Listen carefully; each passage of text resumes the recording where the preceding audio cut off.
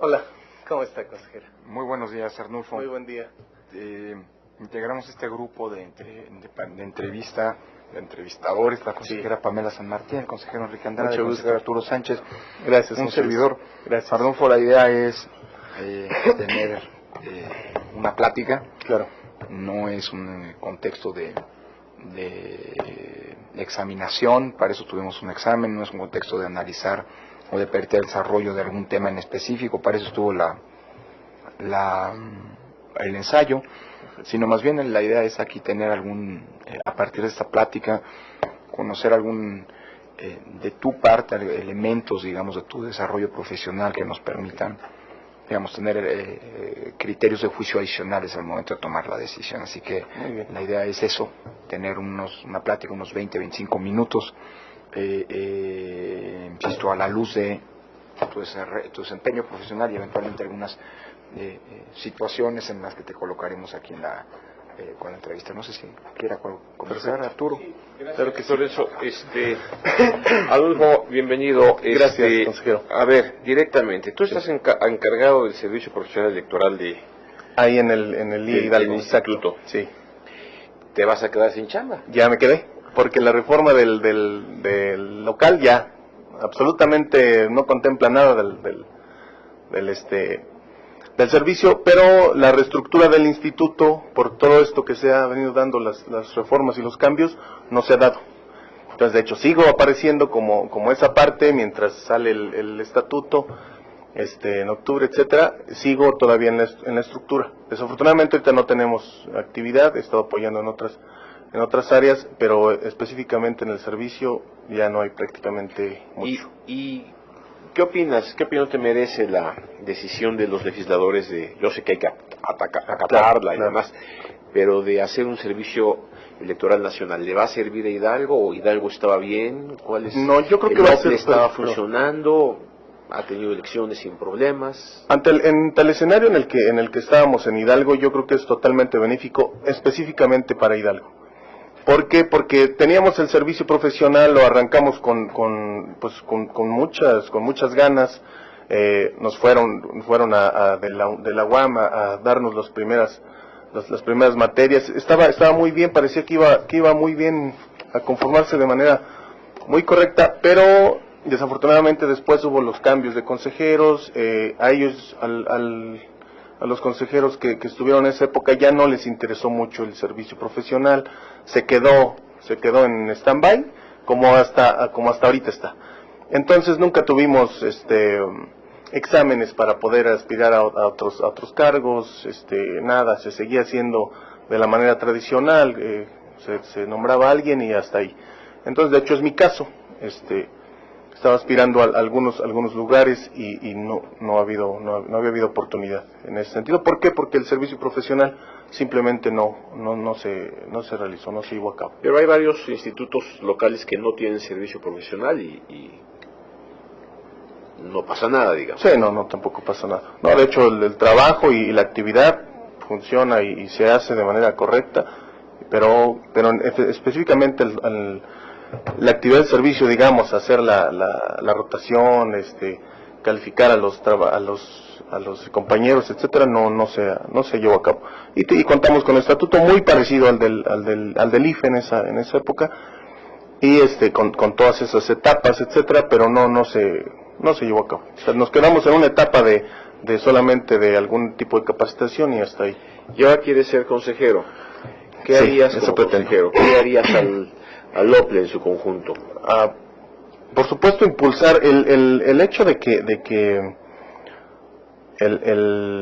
la situación personal en la que estoy, de que inicié en el instituto prácticamente como capacitador, como auxiliar, pues tuve la oportunidad de estar ya de manera ahí en el instituto ya trabajando, me ha dado esa visión de que necesitamos impulsar a la gente de ahí del instituto, apoyar a nuestros compañeros, los resultados que hemos dado en nuestra actividad electoral, creo que son buenos, por ahí están las estadísticas, y yo creo que eso haría, impulsar a los compañeros de manera institucional, de alguna forma nos hemos sentido un poco relegados ahí, digamos la gente de ahí de la talacha, como le decimos ahí en el instituto, y por los cambios que se han dado, y no siempre hemos sido tomados en cuenta. Entonces yo creo que esa es una muy buena oportunidad en este momento, tratar de impulsar a los compañeros, y si es con el servicio profesional que viene, que está ya en puerta, pues yo creo que esa es una herramienta magnífica para precisamente ese impulso. Sí. ¿Tú cómo miras que se cambian inercias para realizar las cosas de una forma, sí, y ahora modificarlas la misma gente para hacerlas a la luz de una mecánica muy distinta como es la que nos establece la reforma? Sí, claro. Yo creo que ahí la clave está en capacitarlos, en involucrarlos. La clave está en involucrarlos. Yo creo que es la palabra clave. Muchas veces las decisiones se han tomado pues como siempre arriba en la cúpula, y no se involucra a la parte operativa, digamos. Danos una experiencia que tú hayas tenido en la que tú hayas sido partícipe de generar este tipo de, digamos, cambios. Claro. Y hayas tenido un bueno o mal resultado, del que tuvieras que aprender. Claro. Yo creo que específicamente en la cuestión personal, he estado desde que entré en el área de prerrogativas, desde que entré al instituto ya de manera permanente, y siempre proponiendo, buscando una oportunidad ahí. Se dio el cambio, salió el coordinador, en este caso ahora ya es una dirección, y busqué la oportunidad. Incluso estuve encargado de las actividades de esa área durante un proceso electoral. Creo que el trabajo salió bien, hasta donde tengo yo esa visión. Y por supuesto busqué quedarme en ese espacio. Vinieron otros cambios de consejeros, etcétera, y la oportunidad no se dio. Incluso salí de esa área para pasar al servicio profesional. Yo creo que en ese sentido, pues tengo esa experiencia viva, ¿no? De que precisamente vienen los cambios, se dan otros escenarios, pero no se da la oportunidad a las personas de ahí mismo de que puedan, pues, dar su esfuerzo, ¿no? Para llevar a cabo las actividades. Y a ver, cuéntanos tal vez la experiencia que tú puedas considerar, alguna experiencia que te haya, digamos, sea emblemática en tu desarrollo profesional respecto de tu forma de enfrentar situaciones adversas. Adversas, exacto. Hay varias, porque en el campo a la hora de las jornadas electorales se dan muchas situaciones, pero creo que la más significativa es precisamente esa, de haber estado al frente de la coordinación, de la coordinación de prerrogativas, sin que tuviera yo, digamos, el reconocimiento oficial de ese lugar, de ese espacio. Entonces la actividad se realizaba de manera cotidiana, se enfrentaban las actividades que se tenían que realizar, pero pues no había mucha cercanía, digamos, con los consejeros, etcétera. O sea, se tomaban, por supuesto tenía yo una comunicación directa con el presidente, pero pues toda la información no llegaba de manera, digamos, no fluía constantemente. Pero una situación adversa en la que podamos ver alguna característica tuya que, digamos, nos dijera, tenemos que decidir que Arnulfo sea un futuro consejero. Alguna característica así muy específica. A través de una experiencia que nos permite evidenciarla. De una experiencia, claro. En una elección de ayuntamientos en el municipio de Actopan, muy competida, muy competida. El día de la sesión de cómputo, los ánimos estaban muy caldeados, muy caldeados. Me enviaron a mí de parte del consejo a apoyar al consejo municipal. enfrentamos ahí varias complicaciones, porque el consejero presidente en esa época del Consejo Municipal estaba muy renuente a que nosotros le apoyáramos, a que la gente que iba del Consejo General le apoyara. Y pues desafortunadamente la situación se le estaba saliendo de las manos, la presión de los partidos adentro de la mesa y afuera, porque teníamos dos bandos de 500 o más gentes afuera, gritando consignas, etcétera, y a punto de enfrentarse. Creo que me dio la oportunidad prácticamente de pues tomar un tanto las riendas hasta donde se me permitió la cuestión legal y legítima, ¿no? de ese apoyo de ese consejo, y afortunadamente las cosas salieron bien. ¿Qué es lo que hicimos? ¿Qué es lo que hice específicamente? Tuve que prácticamente obligar, o no encuentro la palabra, obligar o apoyar muy fuerte al consejero presidente, decirle qué acciones teníamos que realizar para que eso no se saliera de las manos, que esa situación no se saliera de las manos. Al mismo tiempo, tuve que acordar con los partidos, los que tenían a sus simpatizantes afuera, que se tranquilizaran esa situación, porque estaba a punto ya de llegar a un enfrentamiento. Entonces, afortunadamente, esa negociación tuvo frutos, no pasó a mayores, y adentro en la mesa también se llevó a buen término. O sea, el presidente entendió que a lo que íbamos, o a que lo que iba yo específicamente era apoyarlo, a que sacáramos esa situación adelante, y afortunadamente lo entendió, salieron las cosas, y el resultado fue bueno, a pesar de que sí hubo complicación, porque escuchar que te gritan de fuera y adentro no te hacen caso es un poco complicado, pero hubo buena respuesta al final. Gracias. Gracias, Arnulfo. Gracias, consejero. Una pregunta, Dígame estuviste usted. encargado del área de prerrogativas y partidos políticos, y me parece que decías que durante un proceso electoral. Sí.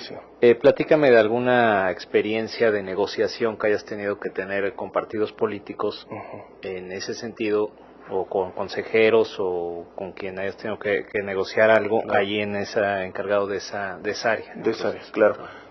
Como desde que entré ahí en 2003 prácticamente al instituto, estuve en esa área. Entonces fui conociendo y tuve acercamiento con los partidos, y afortunadamente una muy buena relación. Específicamente en esa época, una negociación, yo creo que más que una negociación fue hacerles ver a los partidos la cuestión del financiamiento. ¿Por qué? Porque nosotros en esa área calculamos el financiamiento para el proceso electoral, y pues para ellos siempre era poco, ¿no? Siempre era poco la cantidad. Entonces había que hacerles ver que eso era un procedimiento que estaba ya calculado, pero la parte de la negociación vino cuando llegamos a una bonificación que está establecida en la ley electoral, una bonificación por actividad electoral que tiene que ver con el número de casillas que están cubiertas con representantes. Entonces les da una bonificación que es aparte del financiamiento por actividad electoral. Eso es al final del proceso electoral, ya cuando sabemos, ellos nos registran a sus representantes, nosotros contamos cuántas casillas y les damos el equivalente a 10%, a 10 veces el salario mínimo por cada casilla. Entonces les da el 50% 10 días antes de la jornada electoral, y el otro 50 dependiendo de cuántas casillas hayan cubierto al final del proceso. Entonces, esa negociación de que yo tengo más, de que a mí no me corresponden nada más 100 casillas, sino son 200 porque aquí están mis actas, etcétera, eso era complicado. Eso era complicado porque pues ellos veían eso o lo ven más bien como un beneficio ya adquirido, pero pues nosotros teníamos que estar y trabajar sobre las actas que teníamos firmadas con sus representantes, es lo que nos avalaba a nosotros. Entonces esa negociación de que mira, no son dos, no es que esta firma sí está bien, esta sí es de mi representante, etcétera. Yo creo que esa negociación ha sido importante específicamente en esa etapa. Y en general salió bien. En general salió bien, sí. Los partidos no se impugnó. No, esa etapa, esa cuestión del financiamiento, no se impugna, no se impugna. ¿Cuál ha sido, Arnulfo, la experiencia, digamos, más delicada que te ha tocado vivir? Y los centros, sí, digamos, has hecho tu vida profesional dentro del instituto. Claro. ¿Cuál ha sido el momento más complicado de la vida institucional que te tocó presenciar? Producto de acusaciones o presiones o intentos de condicionar, digamos, las decisiones, ya sea a ti, ya sea eventualmente al consejo, ya a ti como, digamos, como responsable de algún área, ¿no? Claro. El área del servicio, digamos que las presiones pueden venir más bien desde adentro, no necesariamente desde fuera, pero Sí, bueno, claro. no lo sé, tal vez algún condicionamiento para que alguien fuera evaluado de mejor manera, qué sé yo. Pero la dirección de prerrogativas, ahí sí estás expuesto como Totalmente. pocos, tal vez después del consejo es el ámbito de mayor exposición. Sí. ¿Cuál es el episodio más delicado en donde, digamos, tu actuación o la actuación del órgano en su caso, Claro. desde tu punto de vista, ayudó a consolidar la autonomía del instituto frente a presiones, sea de gubernamentales, sea de partidos, en fin, de otros entes?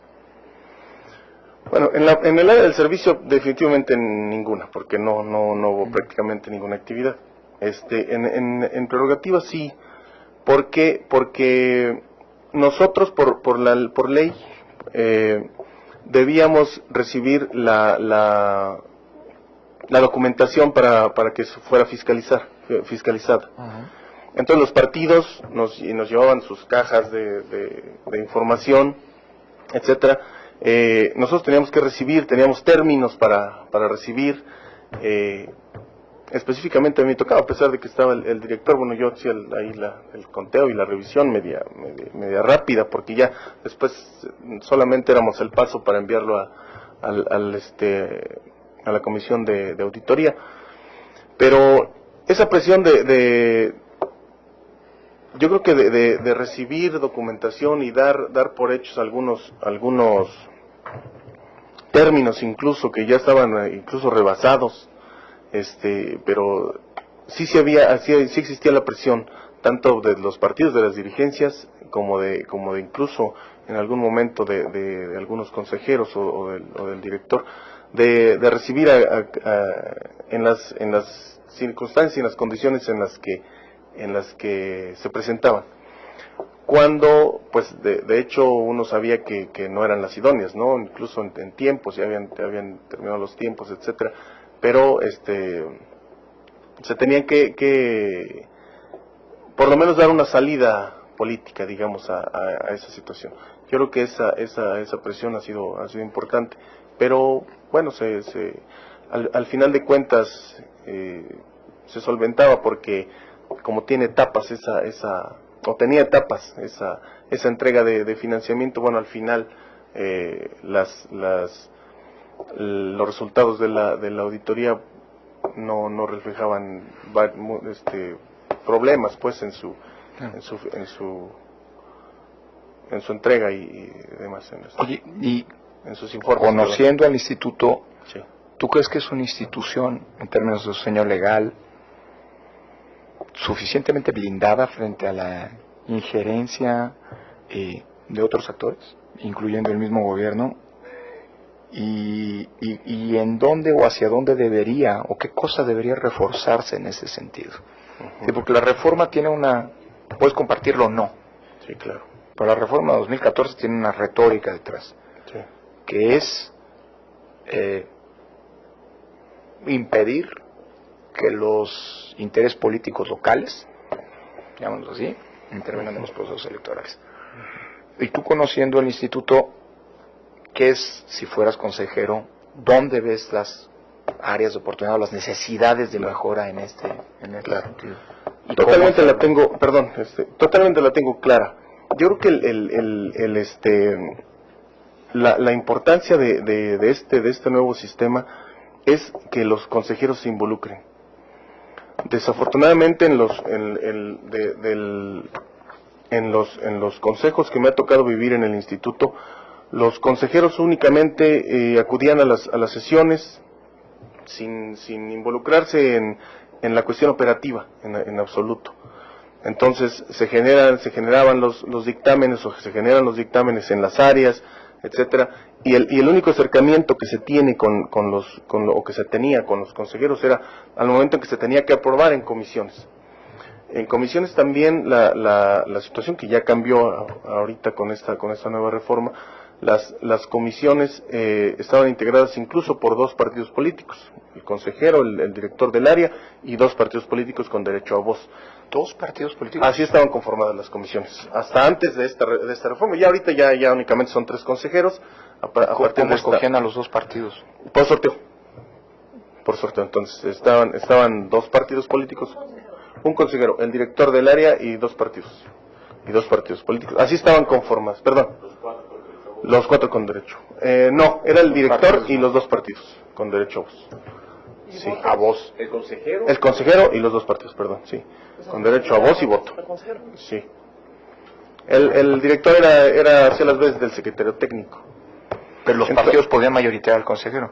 Pues si se ponían de acuerdo, sí. Ponían de acuerdo, por supuesto que sí. Claro, no nos enfrentamos, que yo recuerde, a una situación de ese tipo, porque por lo general se platicaba entre el área operativa con los partidos desde antes, y pues salía prácticamente negociada pues la actividad que se tenía que realizar, ¿no? Pero no había un involucramiento, digamos, pues muy convencido, ¿no? No sé qué palabra utilizar. O sea, no se veía a los consejeros involucrados en alguna actividad, yendo a preguntar, no sé, interesados pues en esa actividad. Creo que eso ha faltado. El nuevo esquema, incluso a nivel nacional, que se viene dando ahora con el INE, pues con los ojos puestos fuerte en la actividad que realicemos nosotros, yo creo que va a traer como consecuencia eso, que se involucren totalmente de manera directa en las situaciones. Me interesa una frase. ¿Qué quiere decir con los ojos puestos sobre? No, porque ¿cómo entiendes tú? Sí, yo entiendo que ahora el instituto, con las facultades que ahora le da esta reforma, tendrá que trabajar, o tendremos nosotros los institutos locales que trabajar muy estrechamente con el instituto, pero como bien lo dice la ley, con muchas de las reglas que emiten ustedes desde el instituto. Entonces eso implica que ustedes estén pendientes de lo que tengamos que estar haciendo, y sobre todo de los resultados. Déjame ponerte un dilema. No tengo claro que si es Hidalgo, así que si es caso de la legislación de Hidalgo, no la he revisado, sí. Pero sé que hay otras legislaciones, no sé cómo está Hidalgo, sí. No me meto al punto. Cuando frente a este dilema, un criterio del Instituto Nacional Electoral, emitido, no sé, de manera general, por ejemplo, sobre el tema que quieras, candidaturas independientes, designación eventualmente de funcionarios directivos del instituto por parte de los consejos generales, y un dilema frente a la legislación local. ¿Cómo lo resolverías tú? ¿Cómo crees que tenga que resolverse? Yo creo que primero pegado totalmente a la ley, ¿no? Ya no tenemos mucho afortunadamente por el INE, o afortunadamente la legislación electoral está ya prácticamente en la misma sintonía que la legislación federal. Entonces, en ese sentido, pues únicamente es apegarse a ese ámbito, ¿no? Por supuesto que se tienen que tomar en cuenta las cuestiones internas, incluso políticas del contexto estatal, y tratar de darles salida de manera políticamente correcta, ¿no? Pero hay que acatar el precepto, ¿no? El precepto legal. Aquí perdón. ¿Qué es lo políticamente correcto? Mire, lo que pasa es que en el ámbito local, y por lo que por lo mucho que puedo vivir en los procesos electorales locales, la cuestión política y es como que la que marca la pauta tanto del proceso. O sea, hay que ir tratando de desahogar algunos acuerdos con los partidos, etcétera. A eso específicamente es a lo que... Ya está ahí muy bien, pero sí. Perdóname, te quiero llevar al extremo. Perfecto. Todo lo que tenga que ver con arreglo político con Sí, los claro. partidos para lograr generar consensos, Claro, mediar soluciones, generar acercamientos, todo eso creo es parte del rol arbitral. Claro. Pero puede llegar a haber normas Sí. que entren en colisión. Te pongo un ejemplo de modo que no es Oaxaca, perdón, Hidalgo, Sí, pero pienso en otra entidad. claro. ¿Qué tal que la ley te dice, la ley local, que el voto de los ciudadanos de ese estado en el extranjero se realiza a través de una lista que conforma el órgano local? Sí. Y el INE emite un criterio diciendo, no, eso es parte de las competencias del órgano nacional. No sé si es el caso de Hidalgo, insisto, por Sí, eso, no lo es. pero si lo fuera. Sí, haciendo un símil ahí. Tendría sin duda que acatar la norma, que es la norma local, claro, analizando las implicaciones que tendría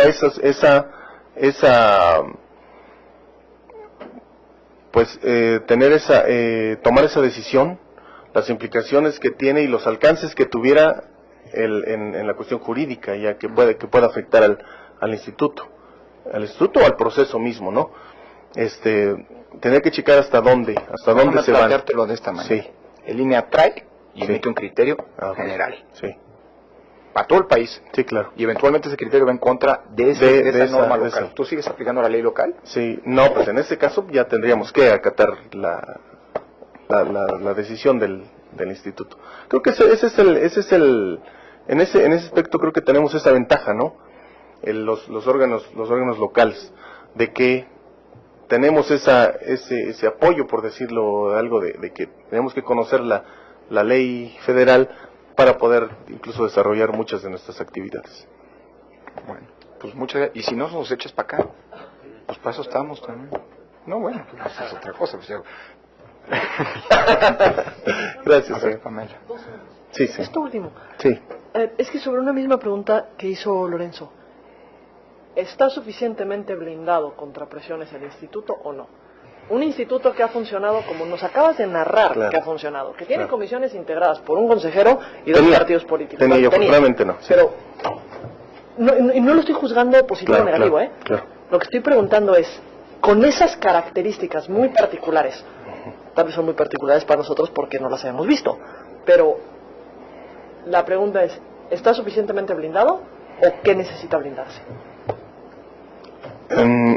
Yo creo que va a tener mucho que ver quién quede en el consejo, cómo esté conformado el consejo general, para de ahí partir y ver. Yo creo que la cuestión operativa está totalmente blindada.